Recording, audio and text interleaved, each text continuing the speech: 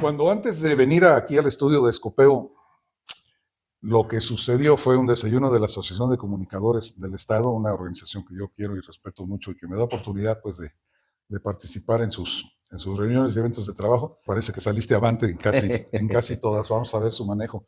Silvio Lagos Galindo, pues no es la primera vez que está en Acover esta mañana, como no es la primera vez que está aquí en Escopeo.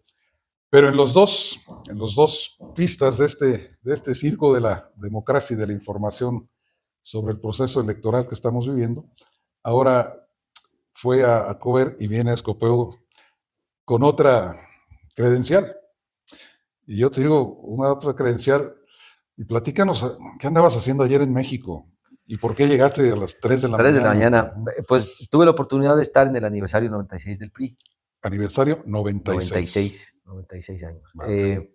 Hay que recordar que el PRI, como lo he podido plantear en diferentes entrevistas, es un partido que se ha venido transformando, que hoy PRI no empezó como PRI, sino como PNR, Sí, después partido. PRM, y al final fue un partido que logró estabilizar al país, darle un cauce legal que permitía canalizar las inquietudes y las demandas de un país que en ese momento venía de temas internos muy fuertes, en donde veníamos de una revolución, en donde planteaban retos muy importantes para poder definir el gobierno que hoy tenemos, tanto con la Constitución, con las leyes. Y bueno, pues al final eso fue el PRI, un partido que ha venido transitando, un partido que ha cometido errores, como lo dijo Alejandro Moreno ayer en su discurso, y a lo cual el PRI reconoce esos errores, pero no es el partido, es la gente que ha representado al PRI, y a lo cual fue claro, en donde se pedía, se externaba una disculpa, y en donde estamos convencidos que los retos que vienen... ¿Pidió disculpas, Alito? Sí, tal cual, tal cual. Más sin embargo, esas disculpas encorchetadas en el escenario del México que hoy vivimos, plantea qué se quiere el PRI para los próximos meses, para los próximos Un partido años. que supo aglutinar, tomar en cuenta y conservar durante décadas el interés de todos los sectores del país, ¿no? Todos los sectores, Todos los sectores. sin importar si tenía más o menos presencia, se entendió que era el momento de llevar a México al cauce legal a través de los partidos políticos, y posteriormente el PAN, posteriormente, muchos años después, el PRD, pero siempre hubo una izquierda muy presente, permanente en nuestro país, y en el momento de la reforma política, cuando se crean los diputados de representación proporcional, en ese momento se da voz a lo que era en esos años las minorías. Sí. Y es ahí en donde termina de cuadrar toda la maquinaria jurídica, constitucional del México que hoy tenemos, que no pudiéramos hablar de lo que hoy hay sin haber conocido de dónde venimos, y esa es la importancia. Sí, un tema, la historia del Partido Revolución Institucional, un tema de estudio. Yo me acuerdo en el primer posgrado, en la primera maestría, era obligado a reconocer esta historia. Esta historia que, híjole, ojalá llegue a los 100 años. Faltan 4, ¿tú le ves todavía posibilidades? Sí, muy retadores. Bueno, Luis, la verdad es que todos los priistas estamos convencidos que es un momento muy difícil para el país. Como partido hay muchos retos, hay muchas ideas de las personas sobre el partido. Hay quien te manifiesta un apoyo permanente, hay quien te dice que no hay forma de que lo vean como una opción política, pero al final en el marco constitucional o en nuestro día a día es lo que hay, y yo confío que el partido va a llegar porque es un partido que sabe adaptarse, y si no te adaptas, como en la política, como en la vida, te vas a ir quedando rezagado. Y por eso la importancia de este proceso electoral, tanto en Veracruz como en Durango. No olvidemos que al ser 2 estados nada más de los 32, o 30 que no tienen proceso municipal, ni de diputaciones locales, nos permite focalizar como partido una estrategia más clara, que es lo que está encargado la dirigencia, tanto el presidente como la secretaria general, y la dirigencia nacional, muy enfocados en lo que tiene que ver con los procesos electorales locales.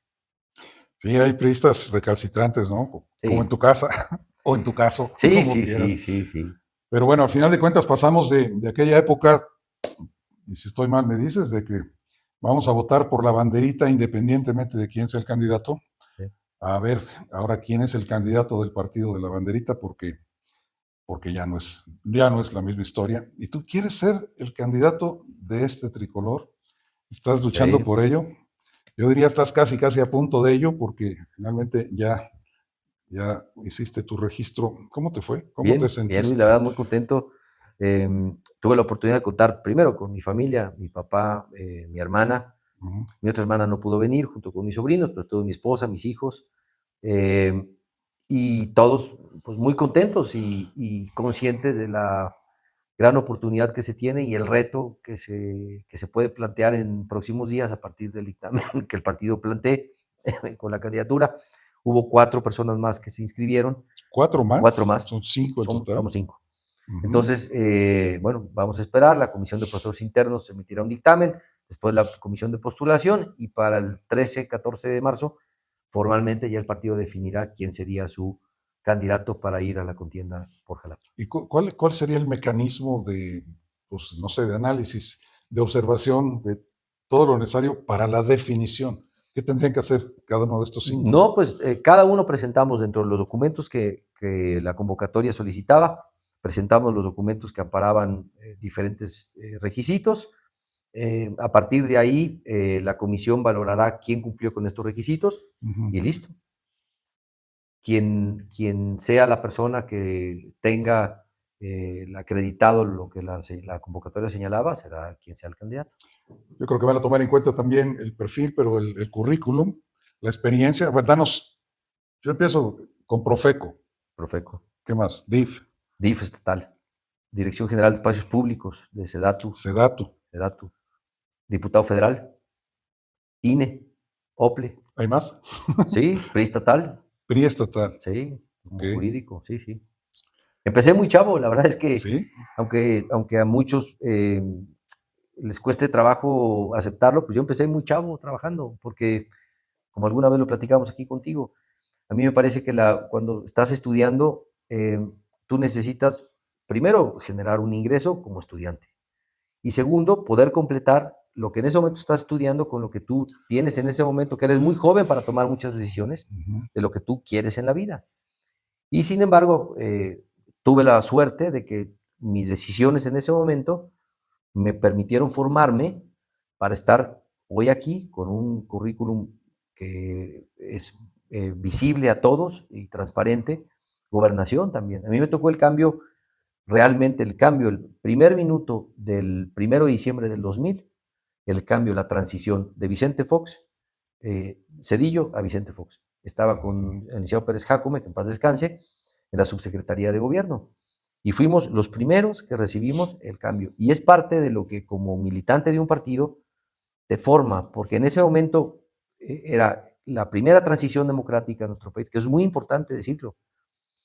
Y muy joven de mi parte, entender lo que estaba pasando. Y eso te da madurez, te da experiencia y te da una visión distinta de lo que tú debes plantear ante la gente en tu día a día. No, no en este momento, como también lo he señalado. Es que cómo eres en tu día a día, cómo eres con tus Sí. vecinos, cómo eres con tu familia, cómo te comportas en tu entorno, qué es lo que te define con un nombre, pero al final los hechos y los dichos hablan por ti. Y uno puede hablar Sí. muy bien de uno, pero si tu actitud es totalmente distinta, pues la gente te va a decir, pues esto no es cierto. Sí, y no es solo desde la función pública, desde la política, desde el escritorio. A Silvio y yo hemos coincidido, y eso no tiene absolutamente nada de planeación, formados para pagar el recibo del agua en CEMAS, por Sí, ejemplo, ¿no? Sí. sí, Emprendedor, empresario también. sí, sí, Luis. Platícanos Esa faceta esa, no la conocía, sí. platícanos esa. Esa faceta, sí, muy interesante. El campo de nuestro país es el verdadero motor de la economía. Decidí empezar a sembrar chile habanero, eh, sandía, melón, pepino, tomate.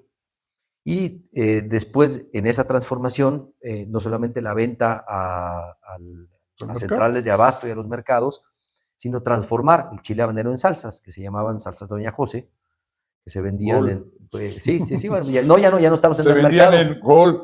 Sí, se vendían en una tienda En de, Chedraui, decías en sí, veintitantos Chedrauis, ¿no? 22 chedrauis estuvimos vendiendo y tuvimos que dejar parar la producción y el abasto porque la pandemia generó que la empresa que fabrica los frascos para el menudeo parara sus actividades y nos redujera a los menudistas la disponibilidad de frascos. Ese tema yo quería sacarlo en esta entrevista contigo, porque a mí me llamó la atención, creo que fue antier o ayer, no sé, pero tiene que ser esta semana cuando nuestra presidenta de México, Claudia Sheinbaum, no comparó directamente, pero sí dijo, si fuimos capaces de salir del problema y del desafío que significó la pandemia, saldremos también de este tema del aumento de aranceles. O sea, lo está comparando. ¿Será tan importante como eso? ¿Será tan riesgoso? Porque la pandemia te afectó a ti como emprendedor, como Sí. empresario, como productor. Y esto de los aranceles va a afectar a más todavía. Va a afectar. Y a mí me parece que el enfoque no es el correcto. Tenemos un problema económico. ¿El enfoque mío o el de ella? No, el del planteamiento del gobierno federal. Lo que hay es un problema económico, no es un problema político. Tú no vas a resolver el tema con un acto en la plaza pública. Tú debes plantearlo en base a las necesidades económicas y los indicativos macroeconómicos y microeconómicos. ¿Qué significa? La inflación. Tú vas a determinar imponer un arancel para los productos que vienen de Estados Unidos para México. Claramente existirá, en caso de que así lo decidan, porque no han dicho exactamente cuáles van a ser las medidas que va a tomar el gobierno de México, va a haber un impacto económico en ese producto. ¿Por qué se ha hecho mucho hincapié que Trump está tomando una decisión equivocada? Porque los aranceles tienen un impacto directo al mercado interno, porque es una medida proteccionista. ¿Qué significa eso? Que tú quieres que tu mercado interno tenga espacios donde venderse antes que los productos que vienen de otros países. Tú estás protegiendo tus sectores.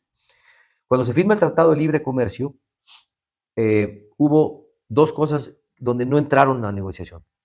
Uno, el tema de migración y el tema energético. ¿Qué surge en medio? Es el tema automotriz.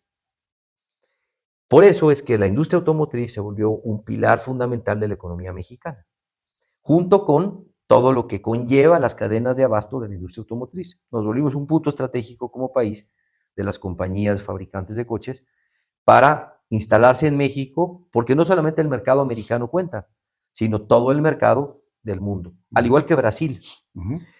Si analizamos esta política, hoy entendemos lo que el Tratado de Libre Comercio significa en nuestros días, que muchos de los jóvenes que hoy nos ven no pueden entender lo que se vivía previo a la firma del Tratado de Libre Comercio cuando existían aranceles. Cuando tú salías de viaje y regresabas a tu país, era cuidarte de lo que habías comprado porque había cosas que no estaban permitidas. Parte de todo esto es la historia de México, la historia del PRI. No porque el PRI hubiese sido un partido en el que se le tiene que felicitar al Tratado de Libre Comercio, no. Tú como gobierno te tienes que abrir y preparar los escenarios que vienen. Y eso fue lo que significó el Tratado de Libre Comercio. Pero yo saco el tema además, yo soy muy mañoso también, ¿no? Dame chance, porque comentábamos un poquito esta mañana y otros días, porque ha habido gobiernos municipales que estaban preparándose para a su vez preparar a sus ciudades a este tipo de temas, más allá del agua, por ejemplo, que es importantísimo, lo más importante creo yo, además de la seguridad, además de los accesos y todos, la productividad de la ciudad. ¿Sí? Explico, pues, o sea, el PRI ofrece un caso reciente de 15 años en Orizaba. O sea, en Orizaba transformaron la vida de muchas familias porque las involucraron como prestadores de servicio ante una demanda de repente que llegan turistas todos los días de todo el año, ¿sí? Y que requieren atenciones, servicios, productos y hasta papachos, ¿no? Ciudad inteligente, Luis. Ciudad inteligente, pero productiva. El caso de Cozoleacá que platicábamos también con Cirilo y con su hermano, con los Vázquez, que también llevan ya 8 o 10 años en este tema y que se están creando.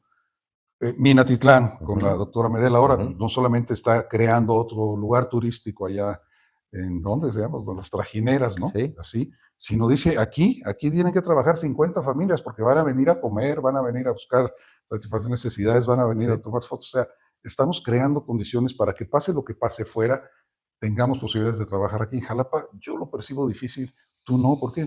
No, sí, Luis, a ver, el desarrollo económico es fundamental y empiezas desde el ayuntamiento, las autorizaciones para los permisos de los comercios, es un verdadero calvario. Debes hacer el gobierno ligero, debes hacer en su conjunto lo que se conoce como una ciudad inteligente. ¿Qué es una ciudad inteligente? Que tú puedas con el uso de la tecnología, poder acercarle a la gente al gobierno y que eso les permita reducir tiempos en muchos trámites que probablemente el ir a una oficina les quita tiempo a comparación de hacerlo desde una computadora, desde su teléfono, y eso ayuda. Pero esto es la entrada, digamos, sí, al desarrollo económico. ¿Qué tienes que hacer? Jalapa tiene una zona rural en donde el campo Claro. es fundamental. Se siembra caña, se siembra maíz, chile, calabaza, pepino, chayote. Ujú. ¿Por qué? Porque tienes una zona, una tierra muy fértil, en donde coincides con Naulinco, con Actopan, Coatepec, ¿no? Coatepec, y también Jalapa tuvo café. Cada vez son menos porque la mancha urbana ha venido creciendo y las famosas fincas se han reducido y hoy son fraccionamientos.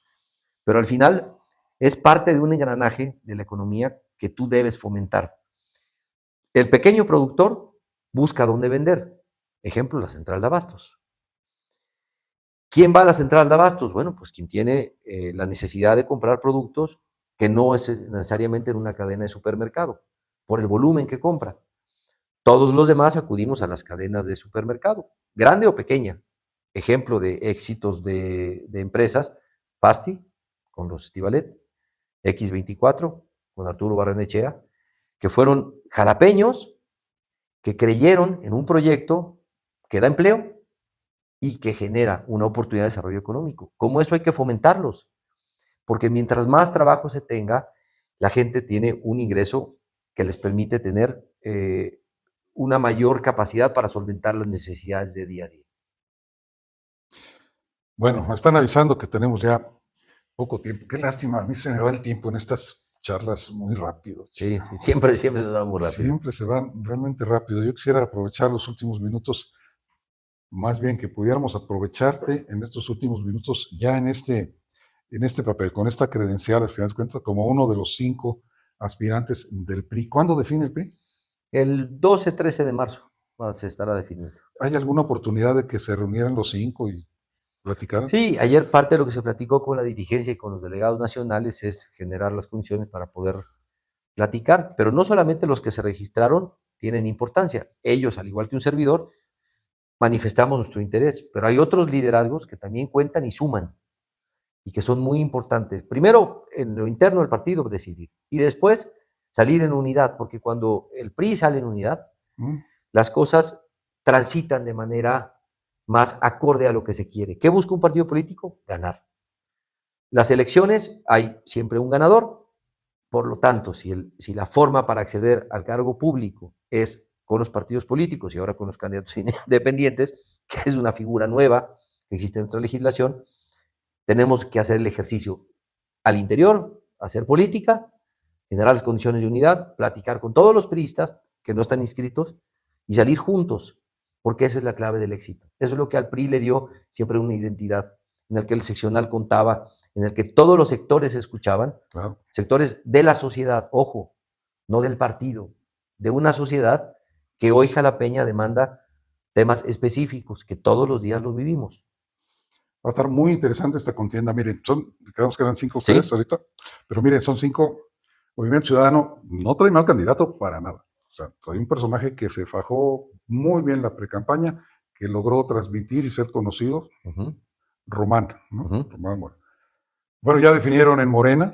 En Morena definieron con Daniela Griego que, bueno, si bien tendría que trabajar mucho todavía al interior de su partido en esa operación cicatriz tan importante para ellos, para Morena, porque bueno, atomizaron al gremio un poquito en ese sentido, no es para nada una mala candidata, ¿no? Es más, tenemos un candidato ciudadano que seguramente va a juntar las firmas, ya le faltaban muy pocas, y también, bueno, pues también tiene toda la intención de demostrar por qué él está buscando en ese sentido. El PAN está por definir, el PAN está con definir, y ahora que se abra la sociedad también, llegaron algunos aspirantes a la candidatura que están haciendo un trabajo interesante y se están manifestando ya respaldos importantes también de sectores o de grupos en ese sentido. Y Silvio Lagos, con 4 más, en el PRI, va a ser una contienda interesante. Sí. Hay nivel y eso me gusta. Hay jalapeños, casi todos son jalapeños, ¿no?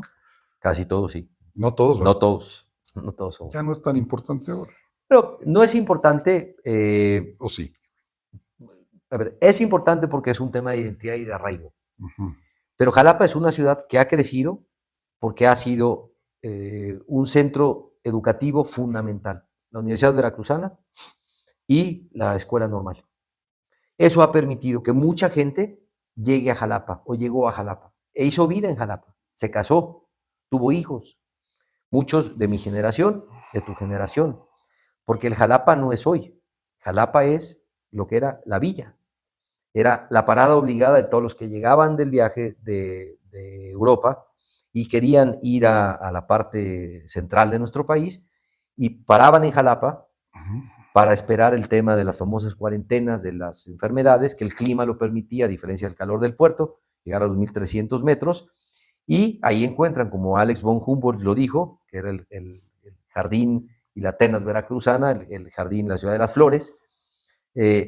Eso permite que Jalapa sea lo que hoy es, una mezcla de personas nacidas en Jalapa, que hemos nacido en Jalapa, y muchos que han llegado a hacer vida y que han aportado mucho a esta ciudad y que claramente seguirán aportando.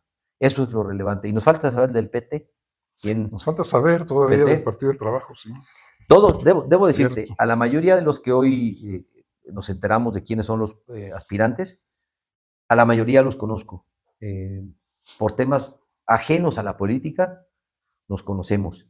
A todos los estimo, los respeto, les reconozco cada uno su trayectoria en lo político, en lo profesional y en lo personal.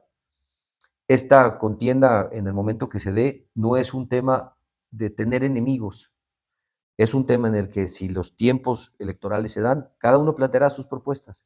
Oh, bueno, el día 20 los veremos a todos y cada uno en el debate, ¿no? Sí, Ya está pactado. 20 de mayo, Sara. 20 de mayo el debate formal, el oficial, el del OPLE, Sí. en ese sentido.